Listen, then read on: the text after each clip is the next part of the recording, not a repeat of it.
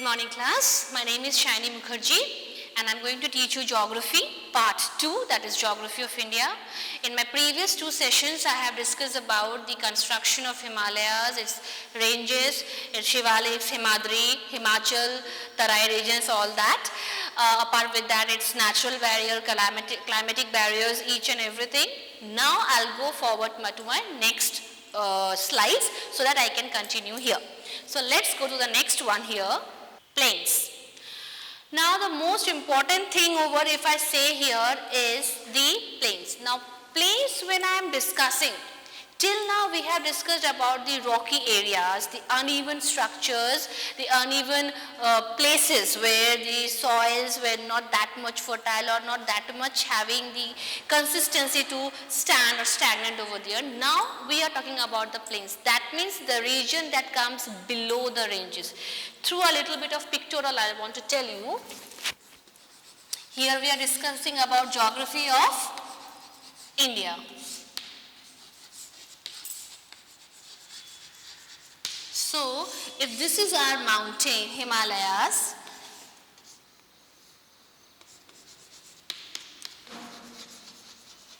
so we are discussing the region over this side now. So, this we are going to discuss here. The first is the Indus and the Punjab plains. So, let's go to the slides and discuss all the things in detail over here. The first one is the western part of the northern plain formed by the Indus river and its tributaries. So this river is quite old and they form the plains. Okay. Now this river not only contributed to this land when it's flowing over there, it also helped the civilization to move forward. Okay. The largest part of the plain lies in Pakistan. Basically the major part is here. We get a little bit like the Himalayas, what I have discussed, the northern Pakistan receives the lesser part of the Himalayas and we get the major part. In the same way, it is having the larger part and we are having little bit of, that means the nature balances itself. The rivers are Indus, Jhelum, Chenab, Ravi, Beas and Satluj. These 5 rivers makes the place called Punjab. Plain is dominated by the dobes, land between 2 water bodies. That means here you will find dobes. Dobes means the land between 2 water bodies. That means there would be a proper way, a proper channel of water circulating and a proper way of land. That's why Punjab is the most fertile place, okay? And it is having all type of crops basically grown over there and it also witnesses an ample of rain, okay? That area, the Punjab, not only witnesses the rain, apart from that it is having a summer season and winter season too, because it is having the boundary stretching to the Himalayas. And also the rivers, they originate from glaciers, they circulate itself from that particular plains too. Now let's go to the next slide, the Ganga plains that we have discussed here. The Ganga plains means, you can see here, the Himalayas. I have 2 inset pictures for you. Here you can find out the differences. The middle part of the northern plain formed by the Ganga river and its tributaries. The Ganga, the Yamuna, the Ghagra, the Kosi, the Gandhak and the Son. These are the prime rivers. Okay. Now if you see here how the Himalayas contributing us. Okay. Even it's the northern plain, entirely northern plain is formed through this Ganga river and its tributaries. So the tributaries also plays a very important role because see the main river Ganga, it originates from the glacier. Now when it flows down, it's having its own branches. It doesn't move in a one flow or one stroke. The moment it gets the place, the moment it gets the vacuum, it filled it up. Okay, so like this the tributaries are formed. So tributaries also plays a very important role. Now the next we are going here is the Brahmaputra plains. Basically the Brahmaputra plains are from the eastern, northeastern side we are talking here. Till now we are talking about the northern parts, the Punjab plain and the Ganga plain, other parts of it. But here we are talking about the northeastern part. So let's go to the point wise here. The eastern part of the northern plain formed by the Brahmaputra river and its tributaries. So here again the tributaries plays a very important role. The Brahmaputra, Lohit, Dimang, Siang, Kameng, Susian, Dihing, Dhiku and Disang. These are the places, these are the tributary, these are the plains over here, forms largest delta in the world. So we are also contributing a main thing to the world, that is we are having the largest delta. So if you just sum up or brief or just gist down the points, that we are providing so many things to the world. We are having the 7th position, we are having an ample of population, we are giving all of export import of the goods, crops, and apart from that we are having the delta too. That means naturally and physically we are benefited with many things. Now the next is the Rajasthan plain. Now when I'm talking about Rajasthan, the first thing that clicks in our mind is desert. A place full of sand, a barren land, not proper cultivation or proper crops, ample of rain is not there, water scarcity, all this thing you will find, okay. So now what the plain is working here then, because the moment I have discussed the first 3 slides with you, in that I explain how the plains are helpful. Either they are providing the soil or the cultivation or the fertility, each and everything. But here what it works, let's go point wise point. Occupied by Thar or the Great Indian Desert, the plain is an undulating plain, wave-like. You can see here, wave-like, whose average elevation above 325 meter above mean sea level. That means when we are talking about the altitude, we always take the difference from the sea. You might have seen when we go to some distant place through railways, in the particular station, if the station name is written, if I give the example of our city called Pune, there might be a distance written, mean above sea level. That means the particular plane, the surface has been calculated from the sea level to the altitude. The altitude has been calculated from the sea. So here its altitude is 325 meter above. The desert region is called Marusthali because it is not completely, I'll say, it's contributed to the barren land too, because you will find sand over here. Though the sand is also having soils and minerals, but because there is no ample of rainfall, that leads to the land to be barren and deserted, and forms a greater part of the Marwa plain. The tract north of the Luni is known as Thali or sandy plain. Only this river, Luni river, is there, which is a survivor to the people living in that area. Apart from that, I wanted to make you clear here. See, if you see the physical region of this, here the eastern plains are also there. You will find the western desert plains. You will find here the Aravalis. So physically this place is having almost all the things that we are discussing, okay. Apart from that, because of this area which is not having quite ample of rainfall, it becomes desert. Apart from that, it is also having a little bit contribution to the eastern plains. That is the reason here the winter also having a very good impact. At times the temperature also fall below because of this reason.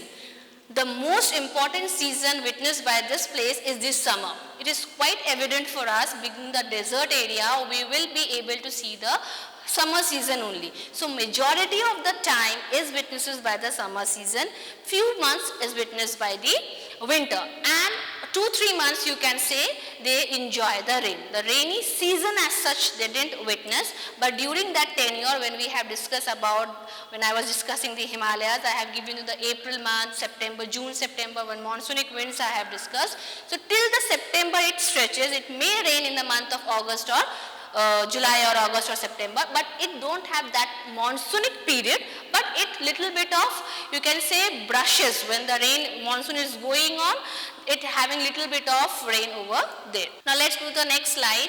The significance of northern wall. Till we have discussed here, we discussed all the things. Still the northern wall, the main part of our country, is playing an important role in all the things. So let's discuss into the point wise here. The first is favorable of human settlements. It provides human settlement a favorable condition. That means it will give you all the impact. Rich agricultural land, because it carries all the soil with it, minerals with it, so it carries one place to another. If I make you to understand through this, this is the slopy area, okay. So the last minerals or the soil, it flow down here, okay. So that's why the soils, it reaches to the plains.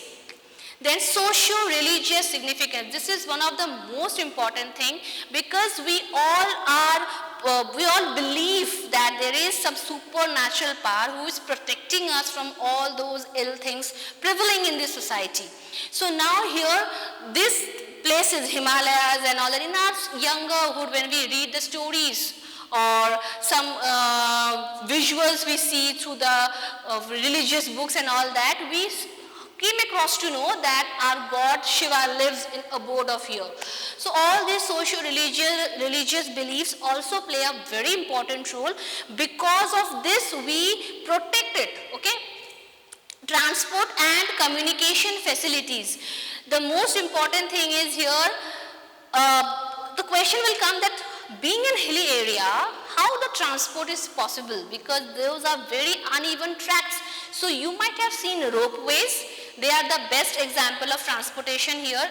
Nowadays the technologies are so advanced that there also we can have a good ample of communication. So the towers, mobile towers, networking, technology, mobiles, land phones, you can say internet, all the facilities are available there. Apart from that, we can say that railways are playing their important role. Railway tracks are there, flights, you can say there are airports. So all these facilities are availing by the people nowadays. If I compare with the earlier times, there were very difficult times when people were not able to move one place to another such you can say frequently, but nowadays because of all these facilities they can go. Next, to the next slide, divisions. Now we are going to discuss about the most important thing, that is plateau. When we are very young, reading social studies in the class of 6th and 7th, okay, we hear the term called plateau. So let's see the division of the plateau here. If we see the divisions of plateaus, they are divided into two parts, the Central Highlands, the Deccan Plateau. Further, it is divided into four parts, the Malwa Plateau, the Central Highlands, the Malwa Plateau, the Bundelkhand, the Baghelkhand, the Chota Nagpur Plateau. The Deccan is having the Deccan Tract, the Western Ghats, the Eastern Ghats that I have discussed with the Himalayas, and the Northeastern Plateau extension. So all these things, that means we only discuss the word called Deccan Plateau, but Deccan Plateau is also having these subparts, okay. We are talking about the Central Highlands. These are also having the subparts. So all these subparts summarizes the plateau region. Now what is basically a plateau? It is not exactly a plain. It will having some plain part, then uneven, then plain. That means the elevation level is not uniform in everywhere or every sector. So that particular part is called plateau. It happens due to certain geographical reasons. It might happen that that place a million years before there might be some volcanic eruptions or earthquake or the movement of the tectonic belts. Any reason is there for the construction of the plateau. So now let's go in detail about this. The first is Peninsular Plateau, one of the most important plateau of our country. So we will discuss this point-wise point and start learning this.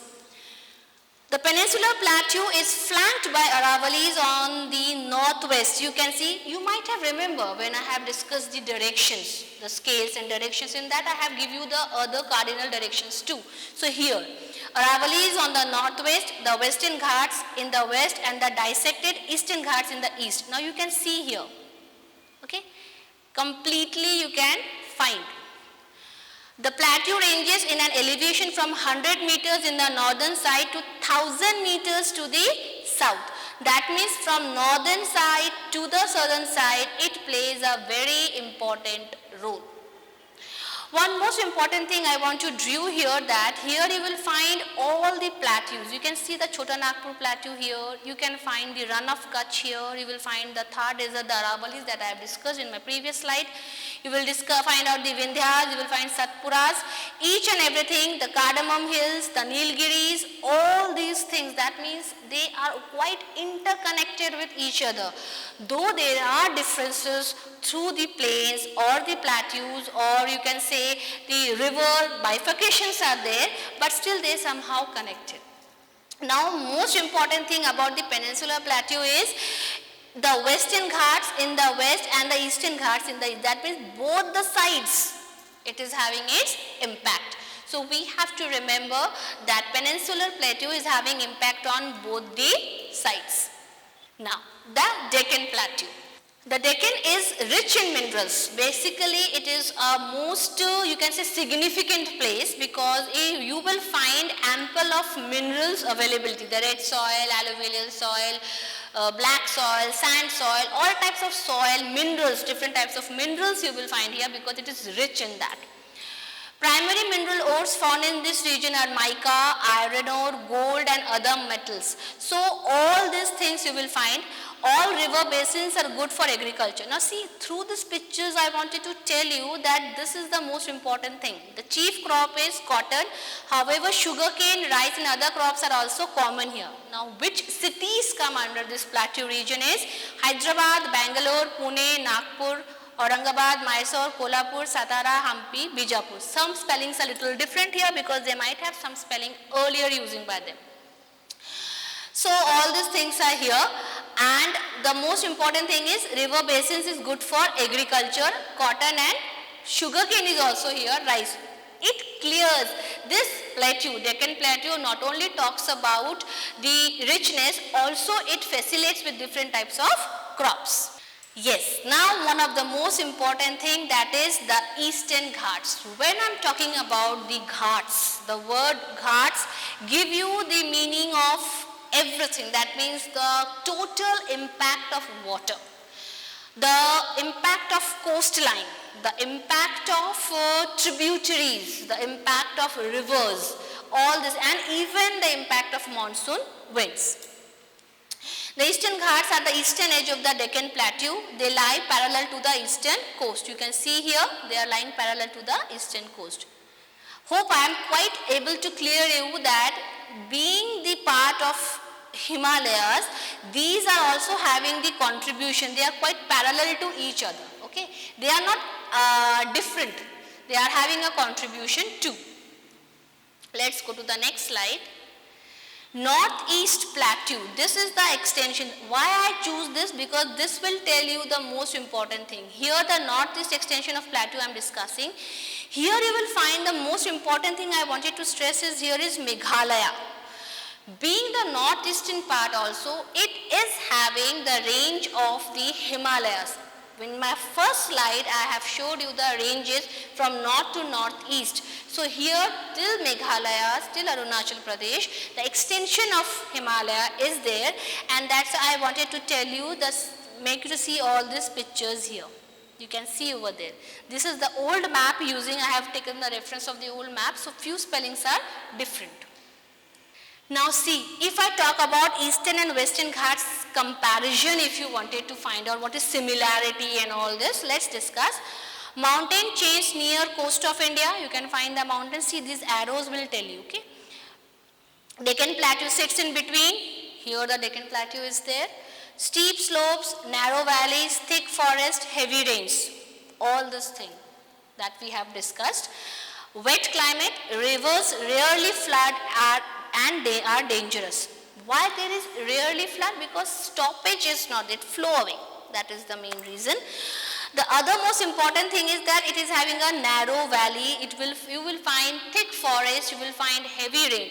Because of the Ghats, these places, Hyderabad, Kerala, the southern part of all those places, they are benefited and they provide ample of agriculture and food crops to us. Yes, the other is the Vindhya range. Now I just wanted to highlight, see the Vindhya range here. Now let's go in detail about it.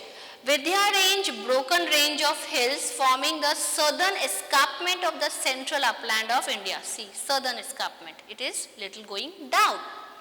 From Gujarat state on the west, it extends about 675 miles across Madhya Pradesh state to about on the Ganges river valley near Varanasi, Uttar Pradesh. The mountains form the southern edge of Malwa plateau too. You can see over here. Okay. Now one most important thing here, you will find the river Son, Narmada rivers to meet Satpura range in the Mikala range or this plateau. Here the Vindhyas and Satpuras, they are quite parallel to each other. That's why I have shared this picture, and even in the Satpura range also this picture would be shared with you so that you can find the differences. Now here the Vindhya range is telling you the hill forming the southern escarpment. Here you will find the hilly areas too. Little bit of elevations.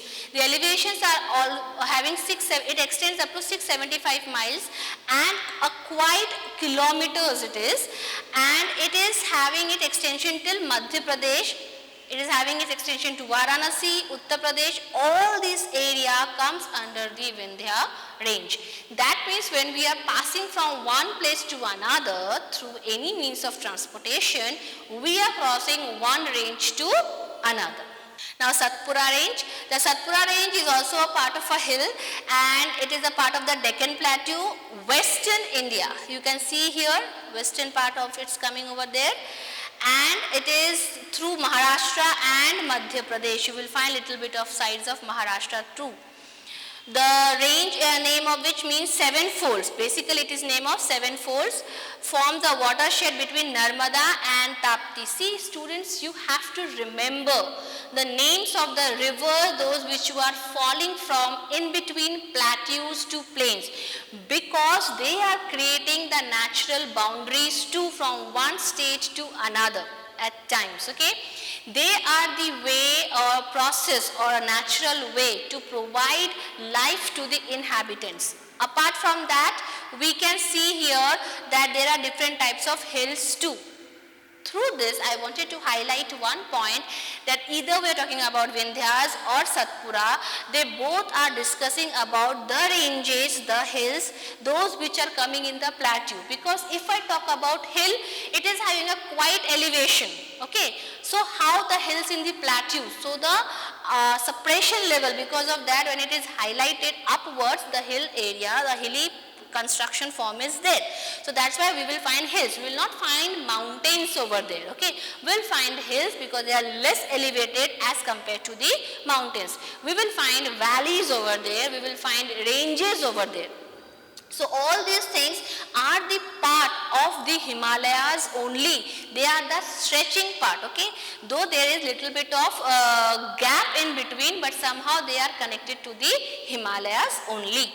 Now, one of the most important thing, that is the coastal plains. If I talk about the coastal plains, this coastal plains, the coastal areas from where the monsoon arises. So, we are discussing about this here.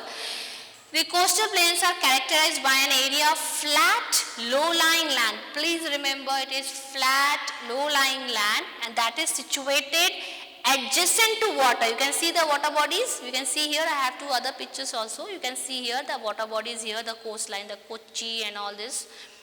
It is also a water body, often a sea or a ocean. So you will find salt water too, because river will give you the sweet water. So here you will find the beaches. When I am talking about the ocean or the sea, you will find the beaches too.